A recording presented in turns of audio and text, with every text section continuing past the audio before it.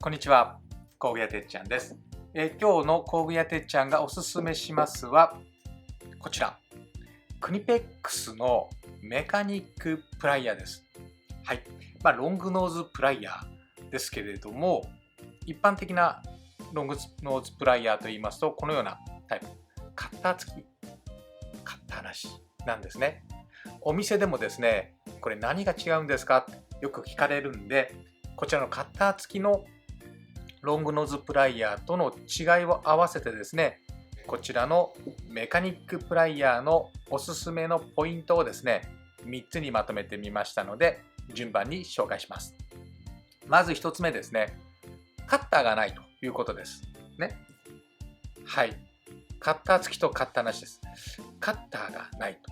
これがどういうことかと言いますと、カッターがあるロングノーズプライヤーは、ここで物を切りますから、ね、ここの刃の合わせが優先になります。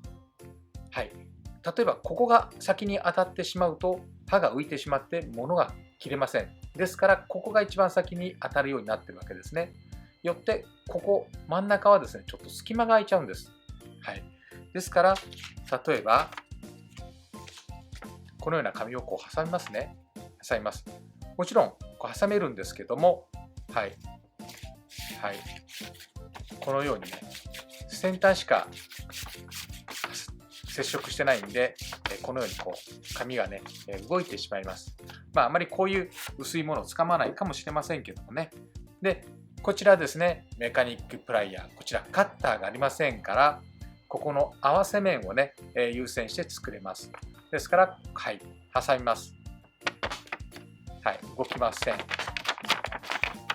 動かないと。しっかりこう掴めるということですね。はい。これがですね、カッターがないことによって、ここの合わせ面をね、しっかり合わせられるということが一つのポイントになります。はい。そして2つ目のポイントですね。こちらですね、カッター付きのタイプのここのギザ。はい。ここのギザはですね、はい。開くとこんな感じで、横溝になってます。横溝です。はい。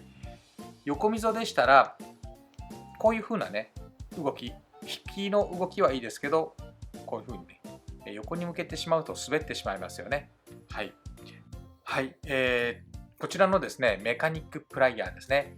こちらのメカニックプライヤーのつかみ面ですね。はい。つかみ面はこのような感じでですね、クロスカット。僕、あやめって言うんですけど、このようなクロスカットになってます。はい。ですから、もちろん引きもいいですし、こう横にひねったりとかね、いろんな使い方ができる、いろんな使い方に対応できるように、このような、あやめのね、クロスカットになっているということですね。これがですね、2つ目のポイントになります。